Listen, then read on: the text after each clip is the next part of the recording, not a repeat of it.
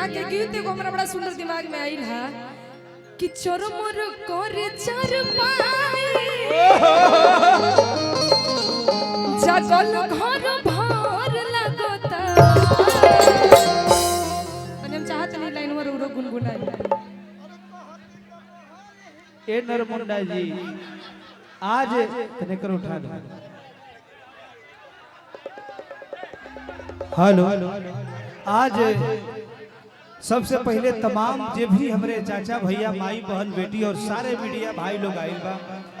सबके प्रमोद प्रेमी सबके पैर छू के हम प्रणाम करतनी। आज ये माई थावे वाली के धरती पे हमार भाई से भी बढ़ के भले दू गो माई के हमनी के बानी जा बाकी इतना प्रेम बाकी जान जी कि भाई से बढ़ के इनका दर्जा कम ना दिले। हमारे प्रमोद भाई हमारे भतीजा के जन्मोत्सव में हमार श्रद्धा रहे कि हम कार्यक्रम करब इनकर श्रद्धा ना रही तो कंजूस आदमी हवे ना। सही बात देखिए हम कंजूस से कहत रही और ओरा दिलदार कहनी एकर चाचा बाड़े न ओकर बड़का बाबू वो बैठल बड़े भूटू ओम प्रकाश राय जी ओकर चाचा मौसा बाड़े बबुआ तो आज वो बेटा के जन्मोत्सव में सारे लोग हमारे माननीय अतिथि गणमान्य सारण के हमारे मुखिया जी मनोज राय जी संजीव जी अमीर मुखिया जी और म्यूजिक के मालिक के लोग आइल बा मुकेश भैया हमारे सलोनी म्यूजिक के मालिक सारे लोग टिंकू राय जी सोनू परेव तमाम कलाकार जे भी टूना बाबा शत्रुघ्न भैया की टीम आइल बा सब प्यार में नरमुंडा जी आलम राज भाई आइल बड़े चंदन यादव हमारे छोटे भाई राहुल पांडे जी रवि रसीला पिंटू जी सोनू जी आर्या नंदनी दीपिका ओझा जी के प्यार मिलता आशीर्वाद वो बच्चा के देवे बस और काकी चाची हमारा आइल बड़ी बड़का बड़का बाबूजी की तरफ से हजारों हजार रुपए पुरस्कार मिल गए। बाबूजी बहुत दिलदार है लेकिन ऐसे दिलदारी ना दिखाओ सामने कैमरा में ना आवे कैमरा में ना आवे काहे हो। अनिल राय जी हमारे रिबिलगंज वाले हमारे छोटे भाई जे हनुमान लेखा रक्षा करेला सोनू जी बाजार समिति वाले हमारे कवि जी छोटन मनीष जी मनीष रोहतासी जी नागेंद्र उजाला आनंद अर्जुन सारे लोग आइल सबके दिल से धन्यवाद बा। शुरू करियो कर बाद हम बैठल बनी रौरा ई गोलाइनवा गाई ना रौरा मुहवा से ए छोटे हरि की चरमरा कर चरमाई अरे जगल घर भर लागता अरे कहि तो नीचो ही बिछैती कहि तो नीचो ही बिछैती ऊपर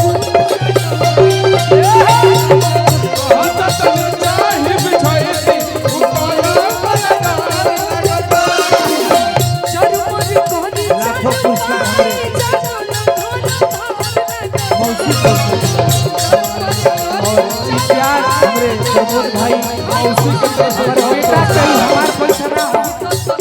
बेटा के हो आशीर्वाद देवे के मौका हमरे टूना बाबा कलाकारों के मसीहा आवे टूना बाबा को लाखों पुरस्कार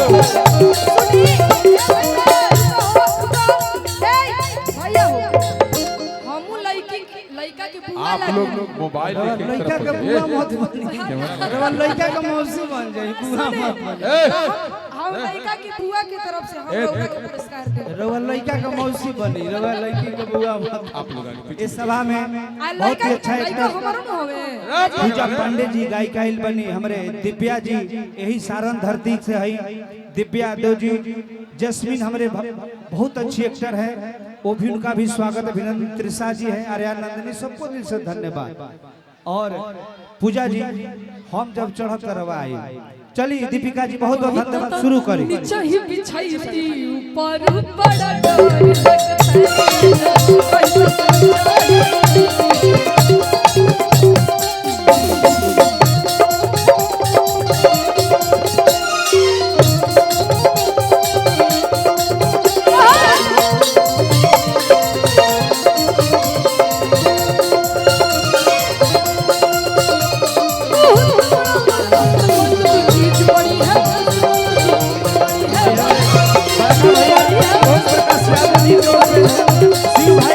लगता और ये सभा में मुस्कान हमारे शिवांगी बहुत अच्छी एक्टर बच्चा वो भी आई है और बहुत अच्छी एक्टर बैठी है इनका भी स्वागत अभिनंदन। कृपया शांति बनाए रखिए। हाला ना होकर के चाहिए। शांति भुट्टू को भैया के बनाइए, प्यार आशीर्वाद तभी तो हमेशा अच्छा हमनी के मिलेला और मिलत रही। चलो भीड़ मत हटावल। एहने वो यही लाइनवा पे हमरा एगो गीत याद आवत कैसे, अरे कि दिल तोड़ी छोड़ी अरे गइलू ए धनिया अरे तुरंत हलुनी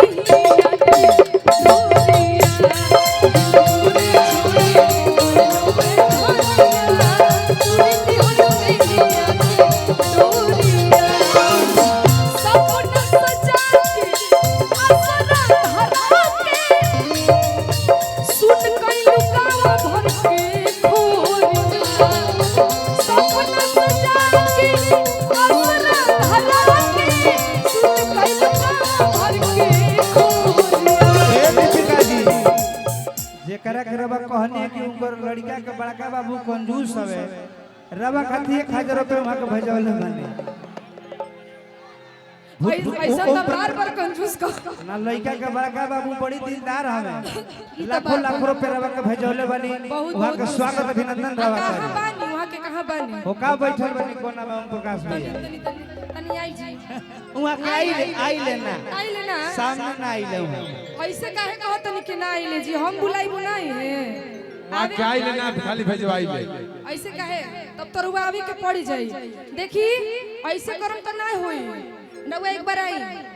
एक बार आवे के पाई रुआ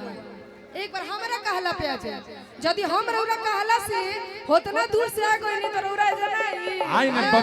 राजवीर के मौसी बोलावत रही ना यार क्या बात है पड़ताली देखी दीपिका जी इनके लिए कहना कि आवे के पड़ी राजा आवे के पड़ी तहरा आवे के पड़ी आई देखा भैया जौन देखी जे केहू ना कर पाई हम जरूर कही हां भरोसा आ कह यहां खातिर एगो लाइन याद आओ तो भैया कैसे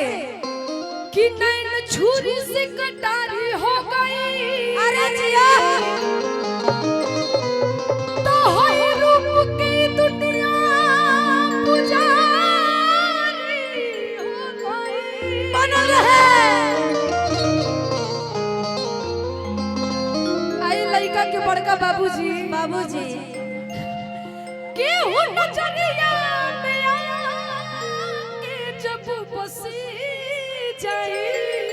अरे जिया दीपिका तहर जोड़ावा तो प्रेमी जी बुझी हो कि प्रेम की बीमारी हो गई लड़का के बाबूजी कोई को बाबूजी बड़ी बाबूजी पहले हमरा के क्लियर बताई चाचा जी है ना बाबू सबके बहुत बड़का बाबू अरे बाप रे बाप हमरा बड़ा सुंदर भाव याद आवता भाव पे ध्यान दे कैसे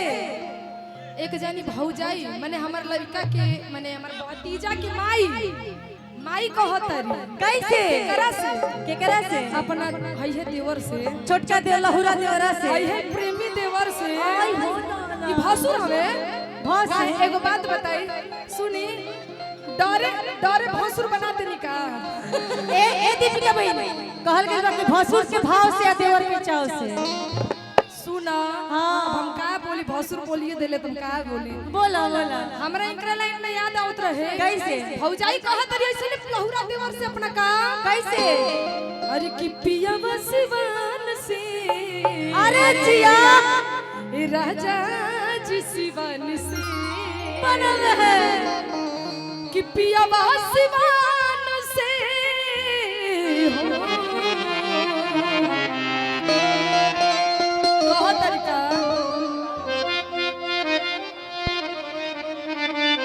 तनी का हो गई तनी बोल हेलो शांति बनाइए अरे आप लोग शांति बनाओ यार क्या मजाक है सिस्टम के साथ प्रोग्राम बनाइए शांति बनाइए सबसे पहले मंच खाली कीजिए आप